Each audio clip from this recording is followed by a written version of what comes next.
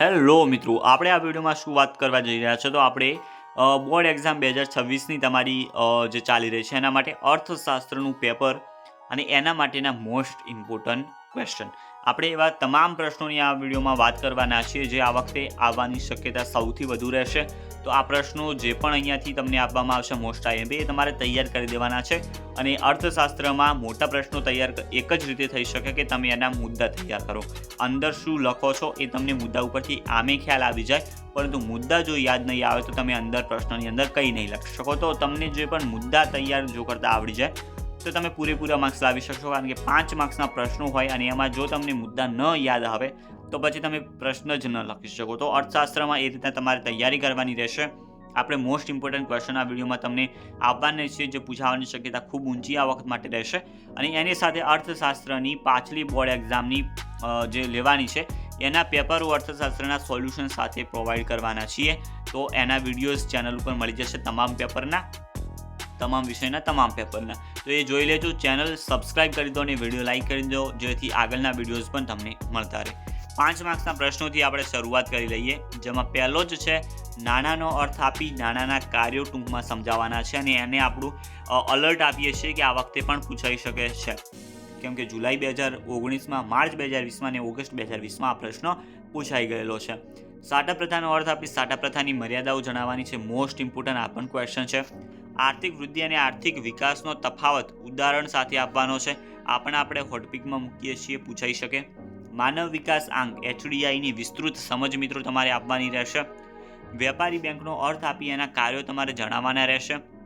ભારતમાં ગરીબી ઘટાડવાના ઉપાયો મિત્રો આ પણ ઇમ્પોર્ટન્ટ છે. તમે જોઈ શકો છો કેટલી બધી એક્ઝામમાં પાછલી 5 પરીક્ષાઓમાં પૂછાઈ ગયેલો છે પ્રશ્ન. ભારતમાં ગરીબીના કારણો તમારે જણાવવાના છે. મોસ્ટ ઇમ્પોર્ટન્ટ આ પણ છે. ઓકે, કારણો ના પૂછાય તો જે આ ઉપાયો ઘટાડવાના ઉપાયો ન પૂછાય તો ગરીબીના કારણો તમારે આવી શકે છે. ભારતમાં બેરોજગારીના ઉદ્ભવના 5 કારણો આપવાના છે.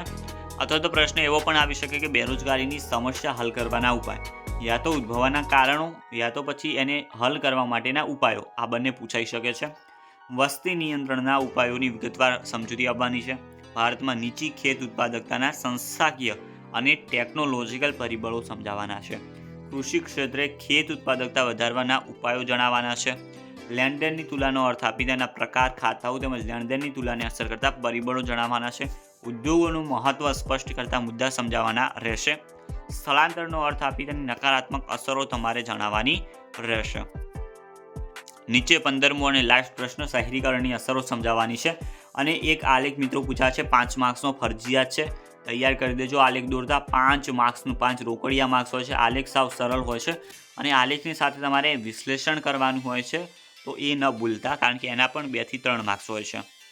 3 ગુણના મોસ્ટ આઈએમપી પ્રશ્નો તમે અહીંયા જોઈ શકો છો. હવે અર્થશાસ્ત્રનો અભ્યાસ કરવામાં ઇન્ટરનેટ ટેકનોલોજીનો ઉપયોગ સમજાવવાનો રહેશે.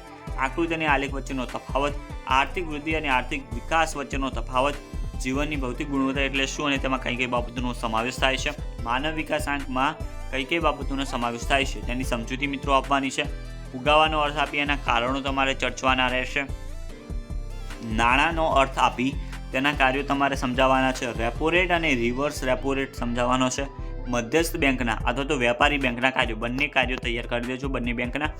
ગરીબીના આર્થિક કારણો સમજાવવાના છે, હોટપિકમાં મૂકી શકાય મિત્રો. ઓકે, ખામીયુક્ત શિક્ષણ પદ્ધતિ બેરોજગારી માટે જવાબદાર છે, સમજાવો, આ પણ આવી શકે છે. મહાત્મા ગાંધી રાષ્ટ્રીય ગ્રામીણ રોજગાર બાહેધરી યોજના એટલે કે મનરેગા, એનું બીજું નામ શું છે? મનરેગા, એની માહિતી આપવાની રહેશે. પ્રચંડ બેરોજગારી ઉદાહરણ સહિત સમજાવવાની છે. ભારતમાં ઊંચા જન્મદર માટેના જવાબદાર કારણો, એમાં આર્થિક પરિબળો સમજાવવાના રહેશે. ભારતમાં નીચા મૃત્યુદરના કારણો સમજાવવાના છે તમારે મિત્રો. વસ્તી નિયંત્રણના ઉપાયોની વિગતવાર સમજૂતી આપવાની છે. હરિયાળી ક્રાંતિ એટલે શું? નીચી ખેત ઉત્પાદકતાના કારણ સમજાવવાના છે. વિદેશ વેપાર માટેના કોઈપણ 3 કારણો સમજાવવાના છે. વેપાર તુલા અને લેણદેણની તુલા વચ્ચેનો તફાવત સ્પષ્ટ કરવાનો રહેશે. હુંડિયામણ દર સમજાવવાનો છે. મોસ્ટ ઇમ્પોર્ટન્ટ મિત્રો આ પણ આવી શકે છે, હુંડિયામણ દર વિશેનો. ઓકે, ક્વેશ્ચન તૈયાર કરી દેજો. ભારતમાં નાના પાયાના ઉદ્યોગોનું મહત્વ જણાવવાનું છે. ઉદ્યોગોનું મહત્વ સમજાવવાનું છે. ભારતમાં રેલવે વિશે ટૂંકનું લખવાની છે. માલિકીના આધારે ઉદ્યોગોના પ્રકાર અથવા તો મૂડીરોકાણના આધારે ઉદ્યોગોના પ્રકાર, બંને અલગ અલગ ક્વેશ્ચન છે, તૈયાર કરવાના તમારે રહેશે. અને last question but not the least, નાણાકીય નીતિ એટલે શું અને તેના સાધન સમજાવવાના છે. નાણાકીય નીતિ જે છે એના સાધનો તમારે સમજાવવાના રહેશે. એના નીચે હવે 2 ગુણના મોસ્ટ આઈએમપી ક્વેશ્ચન જે તમારો વિભાગ સી હોય છે. એમાં પહેલો જ ક્વેશ્ચન છે, આલેખના પ્રકારના નામ જણાવવાના છે.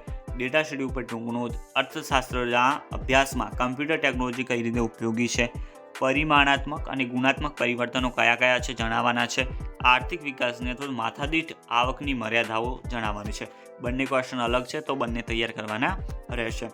વિકાસના નિર્દેશકો શું છે યાદી આપવાની છે. આર્થિક વિકાસના લક્ષણો, સાટા પ્રથાના ફાયદા, ફુગાવાના લક્ષણો એની સાથે તમારે જણાવવાના છે. નાણાકીય નીતિનો અર્થ સમજાવવાનો છે. નાણાકીય નીતિના ગુણાત્મક અથવા તો પરિમાણાત્મક જે સાધનો છે એના ઉપર નોંધ લખવાની છે. વેપારી બેંકના ખાતાઓ વિશે જણાવવાનું છે. પ્રધાનમંત્રી જનધન યોજના, ગરીબી રેખા એટલે શું, ઘર્ષણજન્ય બેરોજગારીનો અર્થ અને ઉદાહરણ આપવાના છે. પ્રધાનમંત્રી કૃષિ સિંચાઈ યોજના ક્યારે અને કયા ઉદ્દેશથી શરૂ કરવામાં આવી. ભારતમાં શ્રમ પ્રધાન ઉત્પાદન પદ્ધતિ વધારે અનુકૂળ છે તો એ સમજાવવાનું છે. પછી 2021ના વર્ષને મહાવિભાજક વર્ષ તરીકે શા માટે ઓળખવામાં આવે છે.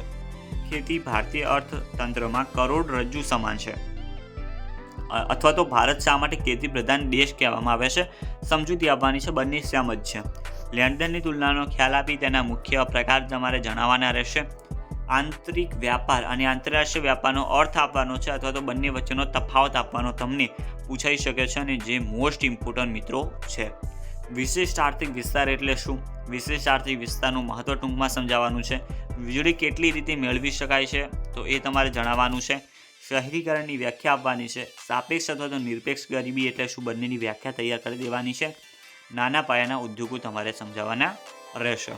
હવે 1 માર્ક્સના પ્રશ્નો જે વિભાગ બીમાં આવતા હોય છે, જે એક શબ્દના જવાબો હોય છે, તૈયાર કરી દેજો. તમારી બુકમાં તમારે ટીક કરી દેવાના છે. તમે અહીંયા જોઈ શકો છો તમામ પ્રશ્નો આપેલા છે અને આ પ્રશ્નો એવા છે જે તમે ટાળી ન શકો અને તૈયાર કરતાં પણ વધુ સમય તમને નહીં લાગે. તો તમામ પ્રશ્નો તૈયાર કરવાના છે. આમાંથી કોઈ પણ ક્વેશ્ચન રિપીટ થઈ શકે છે કારણ કે 1 માર્ક્સના પ્રશ્નો જે છે એવા પ્રશ્નો હોય છે કે ગમે ત્યાંથી એને લેવામાં આવે છે અને આ એવા પ્રશ્નો છે જેમાં ટૂંકી વ્યાખ્યા પૂછવામાં આવી હોય અથવા તો કોઈ સંસ્થાનું પૂરું નામ પૂછવામાં આવ્યું હોય તો એવા પ્રશ્નો અહીંયા 43 આપવામાં આવેલા છે. તો આ 43 ક્વેશ્ચન સારી રીતે તૈયાર કરવાના રહેશે. તમે જોઈ શકો છો WTIનું પૂરું નામ છે, ગણોત એટલે શું. તો પ્રશ્નો એવા છે જે ખૂબ ઇમ્પોર્ટન્ટ છે. તો એવા પ્રશ્નો લીધેલા છે અહીંયા જે તમારે પહેલાં તૈયાર કરવા ખૂબ જ જરૂરી છે. તો મિત્રો આ હતું અર્થશાસ્ત્રનું આઈએમપી મટીરિયલ. આઈ હોપ તમે સારા બધા જ જે પ્રશ્નો છે એ ટીક કરી દીધા હશે અને એ પ્રમાણે હવે તૈયારી તમે કરશો. અને આની સાથે પેપરો ન જોયા હોય તમામ વિષયના તો એના વિડીયોઝ તમને ચેનલ ઉપર મળશે. તો ચેનલ સબસ્ક્રાઈબ કરી બેલ આઇકન પ્રેસ કરી દેજો કારણ કે તમને નોટિફિકેશન મળતી થઈ જાય. મળીશું નવા વિડીયોમાં. ત્યાં સુધી ગુડ બાય.